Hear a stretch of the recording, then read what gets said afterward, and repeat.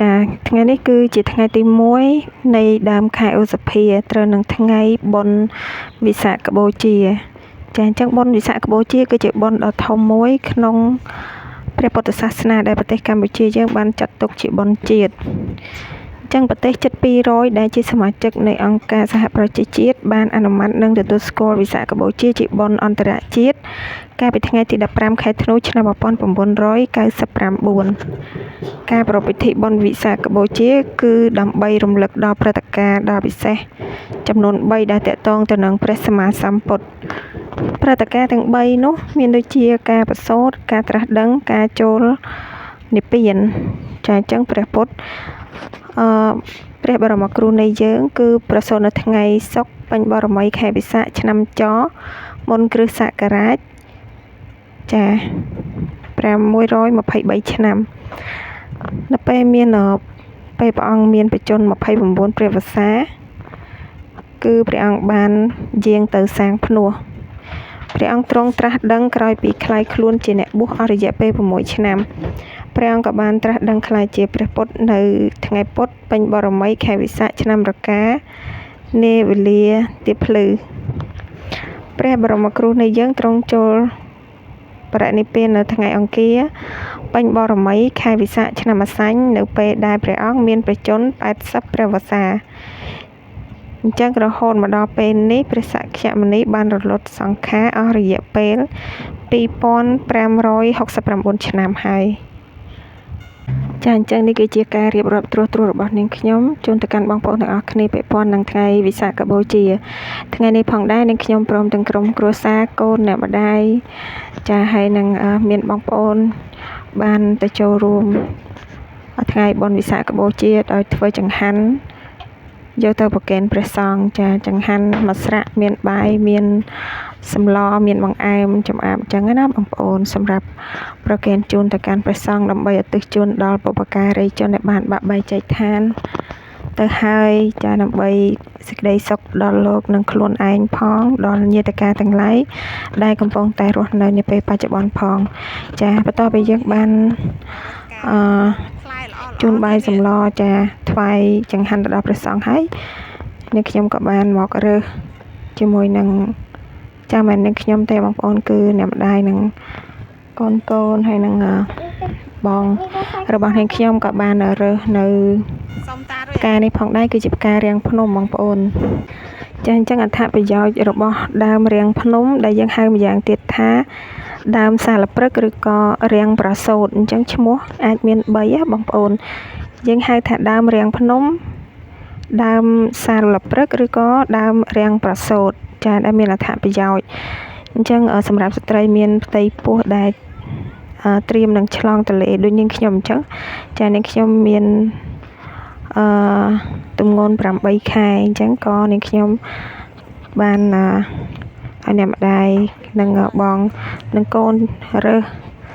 នៅផ្ការាំងភ្នំនេះដើម្បីជាប្រយោជន៍សម្រាប់ដាំទឹកហូបជួយឲ្យឆ្លងទន្លេបានស្រួលចាឆ្លងទន្លេបានស្រួលដល់ពេលដែលយើងប្រសូតចឹងណាបងប្អូនព្រោះនៅក្នុងផ្កាហ្នឹងគឺមានសារធាតុរំអិលចាមានទឹកដែលយើងដាំហើយហ្នឹងគឺមានសារធាតុរំអិលប៉ុន្តែខ្ញុំមិនណែនាំជូនបងប្អូនទាំងស្រុងទេពីព្រោះតាមក្បួនវិទ្យាសាស្ត្រពេទ្យគឺគាត់មិនបានឲ្យយើងប្រើថ្នាំខ្មែរទេបងប្អូនណាអញ្ចឹងសម្រាប់នាងខ្ញុំប្រើប្រាស់ផ្កានេះអញ្ចឹងផ្កានេះគឺនៅពេលដែលព្រះសម្មាសម្ពុទ្ធបានទ្រង់ប្រសូតគឺប្រសូតនៅក្រោមដើមសាលព្រឹកនេះចាអញ្ចឹងទៅក៏មានជំនឿតគ្នាសម្រាប់ស្ត្រីមានផ្ទៃពោះមុននឹងឆ្លងទន្លេអាចដាំទឹកហូបបានធ្វើឲ្យកូនងាយកើតស្រួលរហ័សអត់មានឈឺមានអីចឹងណាបងប្អូនចាអញ្ចឹងអត្ថប្រយោជន៍នៅមានច្រើនទៀតសម្រាប់អ្នកជំងឺផ្សេងចាអញ្ចឹងនេះគឺជាកូនស្រីទាំងពីររបស់នាងខ្ញុំមានកូនបងកំពុងតែញ៉ាំនំហើយនឹងកូនប្អូនហ្នឹងកំពុងតែកាន់ផ្ការាំងភ្នំក៏ដូចជាផ្កាសាលព្រឹកនេះផងដែរចាអញ្ចឹងសម្រាប់ផ្កានេះផងដែរគឺយើងកូននាងខ្ញុំទី2នេះក៏គឺកើតស្រួលដែរបងប្អូនចាឈឺពោះអត់ដល់1ម៉ោងទេឈឺដូចជាកន្លះម៉ោងអីហ្នឹងឯងហើយកើតស្រួលអត់សូវមានការឈឺចាប់អី ច្រើនទេបងប្អូនកាត់ងាយមែនតែនចាអញ្ចឹងសម្រាប់ផ្កានេះគេឲ្យយើងរើសទេរៀងរើសដែលជ្រុះហ៎បងប្អូនយើងអត់បេះទេអញ្ចឹងប៉ុន្តែនៅក្នុងវីដេអូនេះគឺម៉ាក់ខ្ញុំហើយនឹងបងខ្ញុំហ្នឹងគាត់បេះចាគាត់បេះឲ្យអញ្ចឹងទៅចាសូមអធិស្ឋានពុកម៉ែបងប្អូនបើអត់សូវសម្បូរអញ្ចឹងទៅយើងក៏បេះមកហើយយើងហាលថ្ងៃស្ងួតសិនចាតិចទៀតខ្ញុំនឹងបង្ហាញពុកម៉ែបងប្អូននៅរបៀបហាលផ្កានេះឲ្យស្ងួតសិនដើម្បីឲ្យជ្រះជ័រយើងហាលថ្ងៃឲ្យស្ងួតជ្រះជ័រហើយបានយើងយកទៅដាំទឹកហូបចាយើងគ្រាន់តែអបកិច្ចទេបងប្អូនយើងអបកិច្ចឲ្យកាត់ងាយកាត់ស្រួលយើងមុននឹងរើសមកហ្នឹងក៏យើងអបកិច្ចមុនអូថាលោកគ្រូប៉ាកែស័ក្តិសិទ្ធិណាស់កាត់ងាយកាត់ស្រួលកាត់រលូនរហ័សអត់មានឈឺអត់មានអីចឹងទៅបងប្អូនណាក៏ចាជាជំនឿយើងជឿជាក់ហើយក៏សូមឲ្យកូនរបស់ខ្ញុំហ្នឹងកើតចំថ្ងៃល្អថ្ងៃដែលល្អអញ្ចឹងណាបងប្អូនចាអញ្ចឹងកូនទាំងពីររបស់នាងខ្ញុំកើតចំថ្ងៃល្អតាមអ្វីដែលនាងខ្ញុំត្រូវការគឺគាត់កើតថ្ងៃពេញបោមួយកើតថ្ងៃ8កើតមួយចាគឺយើងបួងសួងបែបនសុំទៅតាមហ្នឹងណាបងប្អូនឲ្យកើតចំថ្ងៃល្អអញ្ចឹងទៅអញ្ចឹងនេះគឺជាសកម្មភាពកូនស្រី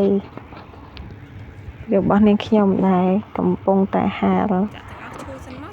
ផ្ការាំងភ្នំឬក៏យើងហៅថាផ្កាសាលព្រឹកឬក៏ផ្ការាំងសាបនេះផងដែរសម្រាប់ដាំទឹកចឹងណាបងប្អូនចាអញ្ចឹងខ្ញុំបេះមកខ្ញុំរើសមកយកមកថ្មីចឹងមានសម្ោចមានអីអត់ហ៊ានលាងទឹកភ្លាមទេខ្លាចងាប់សម្ោចងាប់អីចឹងណាបងប្អូនចេញហាលថ្ងៃឲ្យវាចេញសម្ោចអស់សិនហើយបានយើងយកលាងទឹក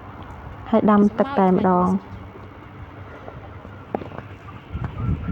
ចានេះគឺផ្កាស្អាតហើយក៏អូបបងប្អូនដែលស្គាល់ផ្កាហ្នឹងដឹងហើយអញ្ចឹងផ្កានេះស្រស់ថ្មីដោយសារម៉ាក់ខ្ញុំនិងបងខ្ញុំគាត់បេះអញ្ចឹងស្រាប់ស្លឹកដែលពណ៌ខ្មៅហ្នឹងគឺយើងរើសនៅខាងក្រោមដើមតាមពិតទៅគេឲ្យយើងរើសទេបងប្អូនចាគេឲ្យយើងរើសអញ្ចឹងណាតែនេះផ្កាល្អស្រស់អញ្ចឹងបន្ទាប់ពីយើងធ្វើការហាលថ្ងៃបានមួយថ្ងៃស្អែកឡើងគឺមានពណ៌បែបនេះ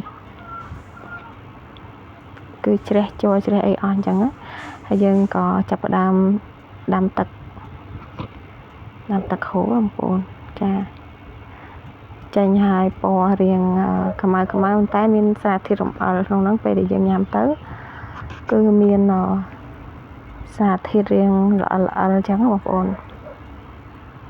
ចឹងជួយឲ្យយើងសម្រាលកូនមកបានលឿនបានងាយស្រួលចឹងទៅ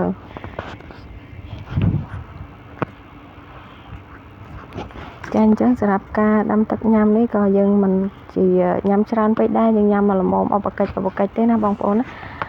ហើយក៏វីដេអូរបស់នេះខ្ញុំមានត្រឹមតែប៉ុណ្ណឹងសូមបងប្អូនជួយ Subscribe ម្នាក់មួយផង